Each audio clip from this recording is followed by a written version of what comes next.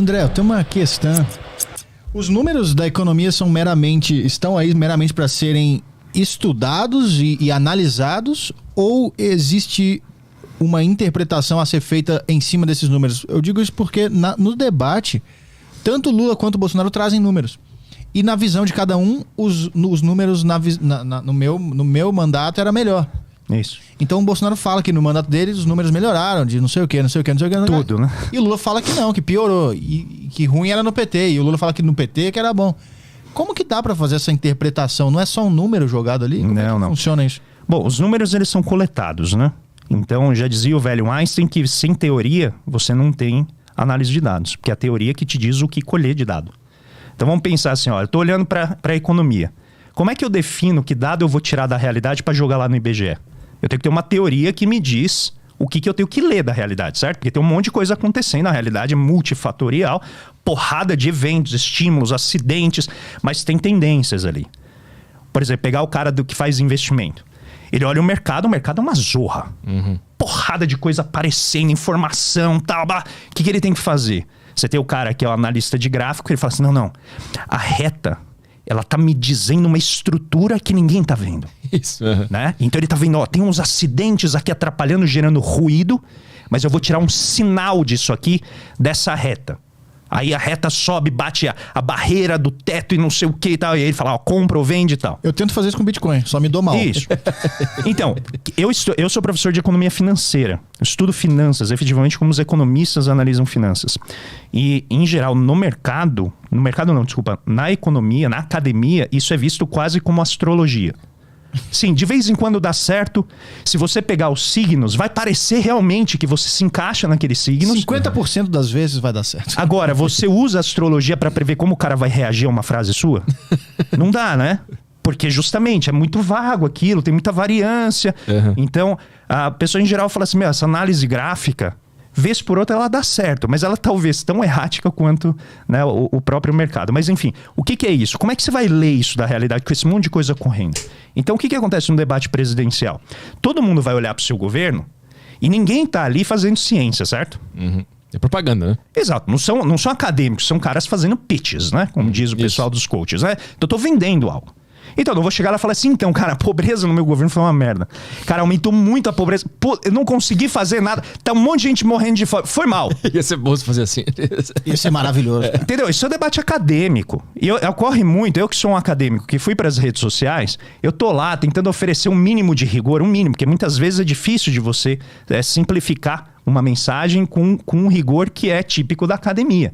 E aí vem o acadêmico e fala assim, não, mas desculpa, ó, tem esse detalhe aqui que você não mencionou que muda tudo. Eu falo, não, mas esse detalhe não muda tudo. Esse é o debate acadêmico. É um jogo de xadrez. Isso. Então a gente tem o quê? Uma lógica aqui que é, eu preciso te convencer, a despeito dos meus defeitos, que os benefícios que eu te causei são suficientes para você continuar comigo ou me escolher antes do outro. Esse é o ponto. Então, primeiro, são vendedores. Quando vem a crise de 2008, eu lembro bem, o Lula chega e fala assim, isso aqui é uma marolinha. A maior crise do século. Da bolha imobiliária lá, né? Da bolha imobiliária dos Estados Unidos. Ele chega e fala assim, isso aqui é uma marolinha, não vai nos afetar. Na hora, eu era professor de economia, eu falei, o que ele tá fazendo? Aí eu entendi, ele tá sendo estadista, dizendo assim, olha gente, vai dar ruim aqui, mas não vamos atuar para piorar a coisa antes da coisa chegar. Sabe, quando a pessoa começa a ficar, aquela pessoa tá afogando, e tudo que ela tem que fazer é respirar e ficar quieta. Então ele tá falando, não fica se debatendo. Que aí quando chegar o problema mesmo, a gente vai acabar recebendo esse problema numa condição pior. Esse é o papel do estadista. Todo mundo fez isso desde o Napoleão. As pessoas estão morrendo lá na Rússia, ele, não, vamos pra cima. A gente vai ganhar. Por quê? É esse o papel do líder. Manter a moral da galera elevada, né? Isso, porque esse é o discurso político. É o papel de elevar. Então não dá pra esperar, necessariamente, honestidade total. Uma honestidade intelectual do jeito que a academia espera. Do jeito que, né, quem é cientista social espera. E aí vem o problema. O que o Bolsonaro faz? Ele pega dados brutos. Isso eu fiz num dos últimos reacts, que eu peguei os gráficos que estão sendo, né, divulgados por um perfil específico lá do Instagram, que está bombando na direita. E ele pega dados brutos e fala assim, olha, bem Thiago Nigro, assim, vou deixar você decidir. Isso, eu já vi isso Tá? aí. Então eu vou fazer assim, olha. Eu vou colocar um monte de coisa que você nunca analisou na vida. Que você não tem nenhuma expertise pra fazer. Mas o que me importa é se você tá se sentindo bem. Você tá se sentindo politizado? Você tá se sentindo dedicando-se a um negócio elevado e importante? Pra mim é o que importa, porque o que importa é você voltar. Quero que você volte pra assistir outro vídeo meu, quero que você volte aqui. Aliás, no fim é que eu tenho um curso pra vender. E aí começa. Então é aqui que entra o meu problema nesse tipo de análise. Quando o Bolsonaro usa esses dados, e os dados são os mesmos. São rigorosamente os mesmos. Por exemplo, o dado de titulação de propriedade rural. Quando você vai olhar os dados da reforma agrária, e aqui a genialidade um tanto perversa do que o Bolsonaro faz, porque ele joga dentro das regras, o que ele faz? Ele chega para Dentro das 4 linhas aí. Então, o que ele diz. Aí a gente pode até discutir quais linhas, né? Tem 4 linhas, a gente só não sabe se são as 4 linhas que a gente tá jogando. Quem define as linhas? Não, você tem as 4 linhas da Constituição. Sim. Mas talvez as 4 linhas dele sejam um pouquinho mais amplas. Sim, e que cada dão um interpreta a linha de uma maneira diferente. E assim, fora dessas linhas que a gente tá acostumado a notar ou jogar, você tá lá batendo bola e o cara tá com a serra elétrica pra jogar, entendeu? Aí você fala assim, não, mas é futebol. Não, mas joga futebol com serra elétrica. Aí você fala, pô, rapaz, mas... Então aí ele fala, então fica aí dentro, porque eu vou ficar aqui, mas quando eu entrar, eu vou entrar com a serra elétrica. E não vem me criticar, não. Porque é assim que manda, é assim que rola o jogo. E esses dados dos títulos das terras, ele faz isso? O que acontece? Ele usa os títulos da terra, que é na verdade chegar para um assentado e dizer assim, olha, agora o Estado te reconhece como assentado. Que é um título provisório, ele não vale nada. 300 mil títulos são desse tipo. Só que o que ele faz? Ele tira as famílias do movimento. Então ele tira a família do movimento sem terra, ou do movimento social que está lutando ali pela terra, porque juntos elas são melhores, elas são mais fortes. Ele fala, tô te concedendo, então ele esvazia o movimento. Segundo ponto, quando tem lá a questão de propriedade, é que é difícil você falar num país que é majoritariamente urbano, o que significa fazer uma desapropriação de terra e conceder e fazer reforma agrária. Porque as pessoas acham, e eu sei disso porque eu venho de família que é do interior de São Paulo, então vocês podem imaginar, interior de São Paulo super conservador, imaginem como eu sou visto dentro da minha família falando essas coisas, né? Vida não é fácil. As pessoas acham que reforma agrária é assim, ó, tem um sujeito andando e ele fala assim, olha, quero produzir. Aí ele chega num lugar, monta um barraquinho ali e começa a produzir milho. Aí ele vai até a vendinha na cidade e vende o milho. E com isso ele consegue comprar, né, pão, ele consegue comprar leite e tal. E aí ele vive bem. As pessoas acham que é isso reforma agrária. Reforma agrária não é assim. Reforma agrária você pega terras, aí o pessoal acha que terra, que é o típico cara que tem, né, um sítio. Não, ele tem um palio e ele acha que a taxação de fortuna é em cima dele. Entendeu? O cara que tem uma chácara, que é um trocinho minúsculo, ele fala, não, a reforma agrária vai me pegar. Fala, não, cara, não é disso que a gente tá... Latifúndio. Você tá falando latifúndio, a gente tá falando de terras imensas, que não são produtivas. E você tem uma porrada de gente que sabe produzir, só que não tem a terra. Mas por que elas não estão sendo usadas, essas terras? Qual é o interesse do dono? Eu vou te contar com base no que eu conheço, não vou citar nomes, obviamente, mas assim, eu conheço gente que quando começou o processo de zoneamento e preservação de terras lá no governo do PT, correu pro Pará para comprar um monte de terra. Porque tava baratinho, especulação imobiliária. Tá, entendi. Nesse caso, fundiária. Entendi. Aí você compra a terra, evidentemente aquilo vira um negócio, é um mercado de terras. Né? Aí o que acontece? Você vai lá e desapropria aquela terra. Então, só que isso, assim, gente, é impressionante. É o mesmo problema de desapropriação de imóvel urbano. Demora 6, 10 anos. Tem um monte de partes do processo que depende da vontade do judiciário. Aí o juiz, ele é amigo do dono da terra. Porque, né, todo mundo se encontra ali em cima. O Adam Smith, inclusive, já falava isso na Riqueza das Nações. Capítulo 8, ele já avisa que, em geral, as pessoas leem até o 4º, que é quando ele fala do mecanismo de mercado. Aí param de ler ali e falam, tá suficiente, não precisa avançar. Já entendi. E no capítulo 8, ele vai falar exatamente da disputa entre trabalhadores e capitalistas. Que ele fala, é muito desigual porque os capitalistas se encontram. Eles podem definir preço. Jantam junto, né? Eles jantam junto, eles estão nas mesmas festas. Os trabalhadores não conseguem fazer isso. Capítulo 8 da Riqueza das Nações. Isso é bom, hein? Interessante. É interessante. Eu fiz um vídeo no meu canal que chama, acho que é Adam Smith Comunista. Que eu leio trechos desse capítulo, acho que foi até no Dia do Trabalho. Aí tu pergunta, foi Marx ou Adam Smith que falou isso aqui? As pessoas comumente não sabem, mas o Adam Smith foi um dos fundadores do Partido Trabalhista da Escócia. Cara, interessante. Entendeu?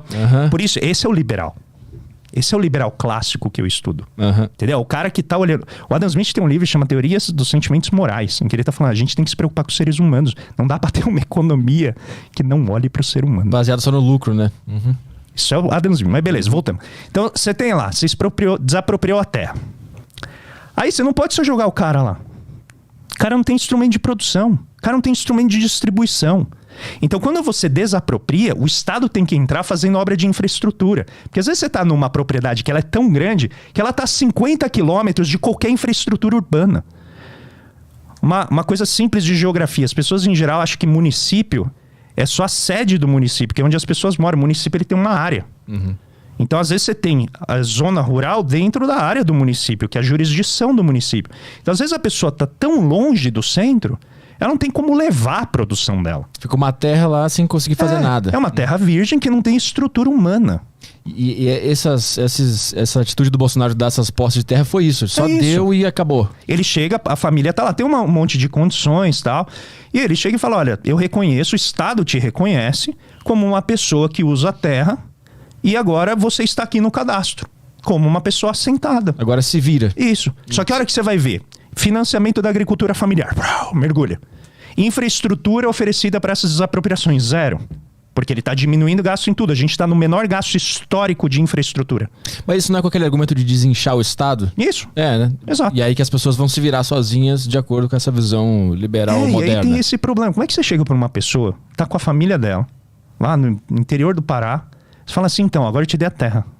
Você fala, pô, rapaz, adivinha o que ela vai fazer? Ela vai arrendar a terra. Ela não vai produzir. Porque ela precisa ter dinheiro. Então, se você tira toda a estrutura da pessoa, ela não tem jeito, ela não vai conseguir produzir. Aí volta para um capitalista, que vai comprar, sei lá. Em geral, o que acaba acontecendo? Ela vai para um centro urbano, vai ficar numa posição subalterna, vai mendigar, vai ficar morando em qualquer lugar e vai, né, possivelmente trabalhar algum serviço de baixa renda, né, com pouca qualificação, porque ela não tem como oferecer aquilo. Qual que é a visão alternativa? Né? Então, aí o Bolsonaro usa esse dado. Então, quando você olha, você fala, caramba, o Bolsonaro fez mais pela reforma agrária do que o Lula. Uhum. Quando você fala 700 mil, 400 mil? Não, ele diz que são 420 mil. Tá. Uhum. Mas é um pouco menos, mas dá em torno de 400 mil, mas parece algo como 300 mil são esses títulos. Aí tem outras variantes de títulos ali que significam coisas diferentes. E aí esse número é maior do que o do Bolsonaro, do Lula, teoricamente. Não, mas é assim, é bizarro de maior. Entendi. Entendeu? Só que quando você vai ver o Lula... O porquê ele deu esses títulos, né? O Lula, ele deu menos títulos. Então, ele deu, acho que alguns 160 mil, alguma coisa assim, se eu não me engano, nos 8 anos de governo. Então, quando você compara 400 com 160 mil, você fala, tá vendo? A gente não precisa da esquerda para fazer reforma agrária. Só que esse dado é falso. Ele está expondo uma falsidade. Porque o dado que ele está colocando como efetivamente a posse da terra não é a posse da terra. Segundo ponto, a reforma agrária, ela tem todo um conjunto de etapas. Essa é a primeira.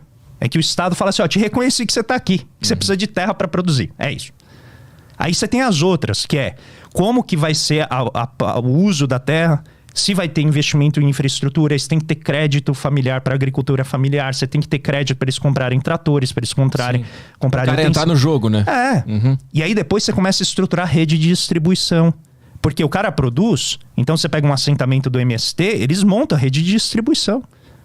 O Marx já falava, a parte mais importante do capitalismo é circular a mercadoria. Porque você produz a mercadoria, ela não circula, ela vira subsistência. Então, para estruturar tudo isso, você precisa ter escala. E o que as pessoas não entendem é que o MST, que é muitas vezes tratado como, né, o terrorista, não sei, ele oferece isso, é uma baita organização. Você pode não gostar e chamar de invasão aquilo que muitas vezes é desapropriação de terra, né, não produtiva, mas eles conseguiram estruturar uma organização tão sofisticada que eles foram pegar dinheiro no mercado financeiro e conseguiram pegar uma taxa de juros mais baixa do que eles conseguiriam, né, junto aos bancos. Eu lembro desse papo, dizer que o MST estava na bolsa, um negócio assim, né? Porque eles pegaram um título de renda fixa, acho que foi um LCA, que é uma letra de, né, agrícola, e eles conseguiram uma taxa de juros mais baixa do que eles conseguiriam no mercado financeiro. Você não consegue fazer isso se a sua organização não for suficientemente estruturada. Entendeu? E aí eles estão tentando fazer esse jogo.